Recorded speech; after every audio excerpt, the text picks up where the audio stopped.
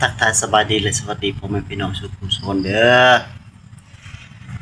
ใน FC ภายในและต่างประเทศยินดีต้อนรับสู่ช่องอาเตอร์ชาแนลเฮาก็มื้อนี้ขอโทษขออภัยเด้อมื้อนี้เฮาก็แก้เสื้อเนี่ยเพราะว่าตื่นเช้าพี่น้องข้าวเฮ็ดเวียกเนาะก็เลยนุ่งบ่ได้นุ่งเสื้อเวียกเฮาก็คือนึ่งข้าวพี่น้องนึ่งข้าวว่านี่ข้าวเฮานึ่งเนาะพี่น้อง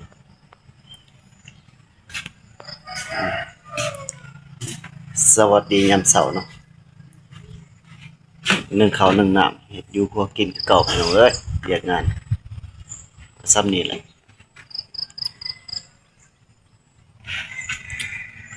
วาสนาผู้ใดเด้เนาะสิได้เป็นลูกเขยได้แต่นึ่งข้าว โอ้เบิ่งทรงคือสิบ่มีผู้เอาดอกเนาะหน้าตาขี้หายปานนี้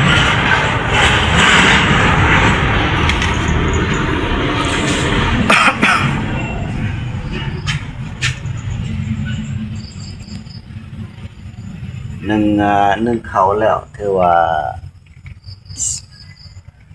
ทอดผักบงพี่น้องอาหารเช้าอาหารหลักถือว่ากินผักบงบ่มีแนวกินบ่ได้หากินอันนั้น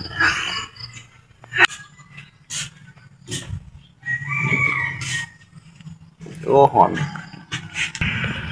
ว่ามีหอยนำเนาะหอย2-3ตัวอยู่ในหม้อหนึงเพราะว่า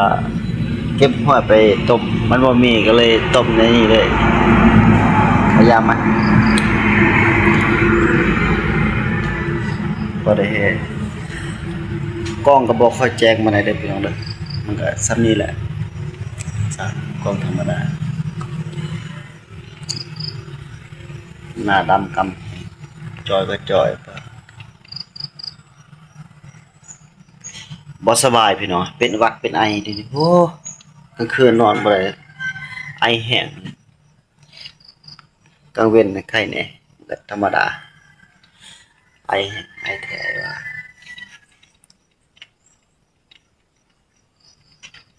ไอกระดอ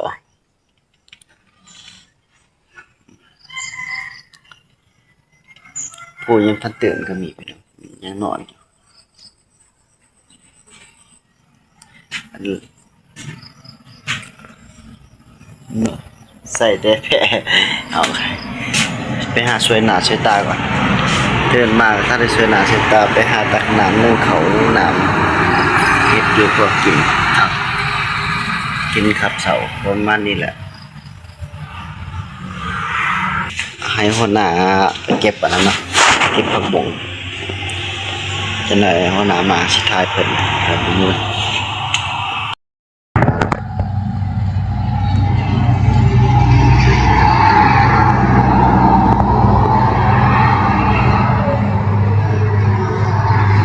หัวหน้าเลย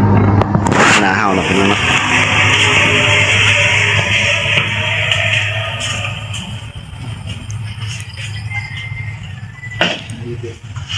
ถ่ายคลิปนี้ผู้เบาก็หากระตื่นนอนเนาะพี่น้องเนาะ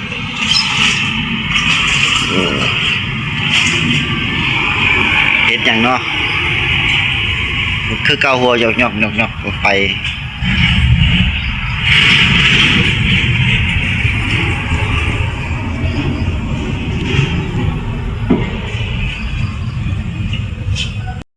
ก็สิไปนุ่งเครื่องก่อนเนาะไปนุ่งเสื้อสิเอาไปซื้อน้ำตาลนอนพี่น้อง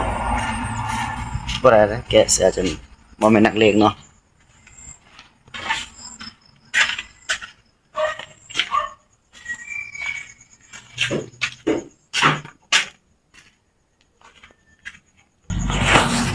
ไปซื้อน้ำตาลกันเลยครับตรงนี้เนาะซื้อจากทงนึงเนาะทง 2,000 พี่น้องบ่หลายบางอย่างออกเนาะอันเลยพี่น้องเอ้ยเอามันจะออก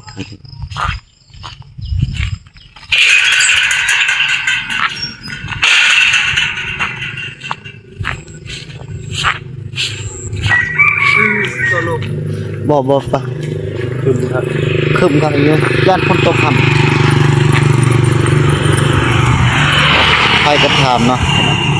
เช่นขอถามไปตัวเนาะเพราะว่าค่อยเป็นยังไง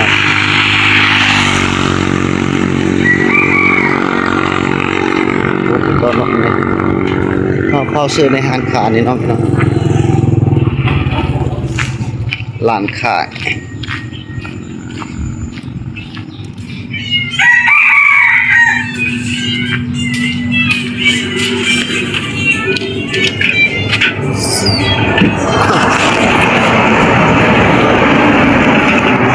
เอาน้ำตาลนี่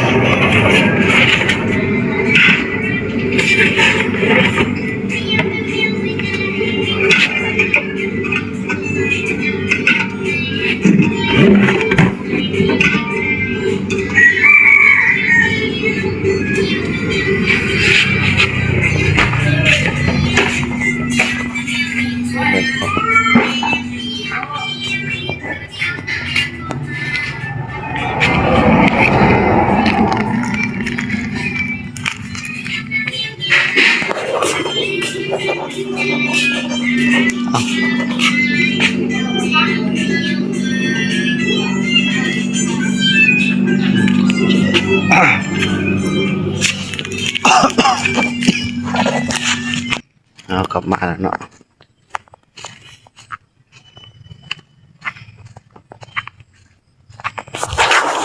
เอาประตูเล็กกลับเนาะ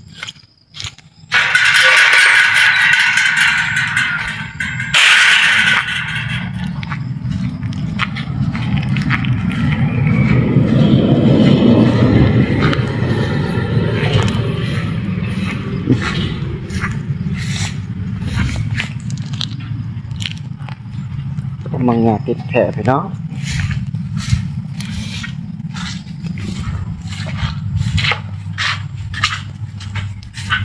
ต้มหอยใส่กัน1ข้าวต้มหอย นี่ มันเฮ็ดสูตรได้นะ ตัวแล้วนะพอได้นะ คิ้วหรือว่าออกกินหอยมัน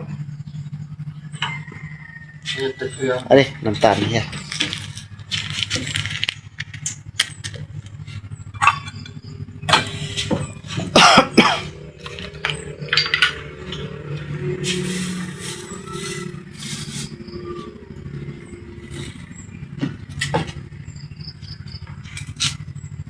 เบิ่งเชฟเพิ่นเฮ็ดกินนะ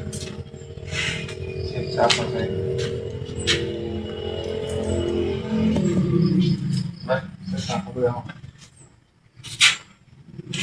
บ่มีสากกระเบือพี่น้องนี่มีแต่ผ้านี่แหละเอาผ้าทุบโลดเคี่ยงพุ่นไป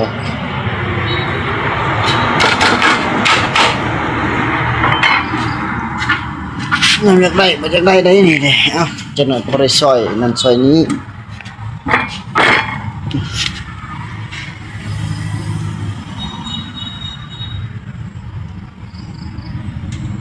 เดี๋ยว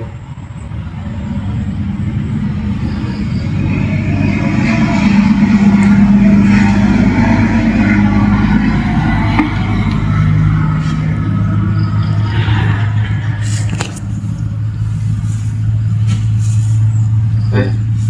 โอ้ มาดิพี่น้องกินตัวเศร้าโอ้ดูหาไปเห็นส่งมาเตอร์สแนลเนาะ นั่นแหละซองเป็นสัญญาณ สแนลเนาะมากินยำเสาปักกระโปรงกินดูอาหารเนาะเป็นปักธรรมชาติแล้วกินเป็นทอนโดนไปหาหน้าหมูเนาะเป็นช่วยเราไปหาเห็ด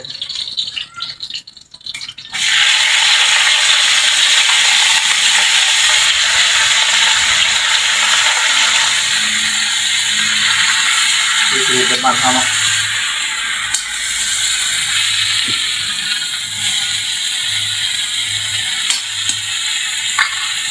ไฟอยู่บนแห้งหมดเลยพี่น้องมองเก่าเลยอันนี้มันประมาณกับ ยังบ่มี เป็นร่มสกัน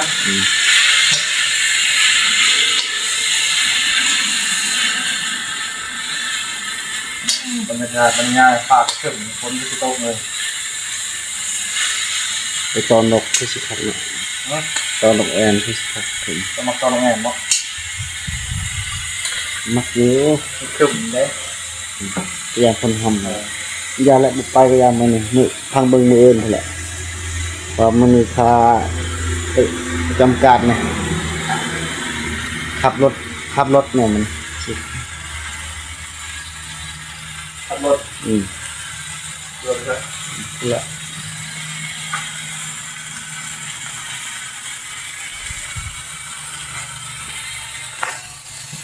มันโยมมันหนึ่งจะใส่จะ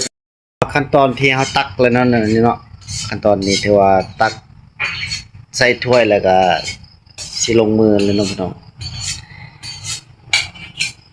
ลงมือ อืม ลงมือท ลงมือกินบ่แม่นลงมือเฮ็ดลงมือกิน ำโอ้ลงเลยทุกขั้นเห็นต้องแซ่เนี่ยนี่ลงมาที่กระทะที่หม้อเด้อเป็นจิ้มมาเดี๋ยว บอกเขาเด้อขอยบ่ได้สู้เฮ็ดปานใดดอก มา กินลองละของตอนกินเลยครับ กินข้าวนำกันเด้อพี่น้องเด้อ มีกินแล้ว มาบ่มีแนวกินพี่น้องทอดผักบงคั่วผักบงพี่น้อง ผักบัวกลัวผักบงเนาะ อืม ผักบัวกลัวผักบงเนาะ อืม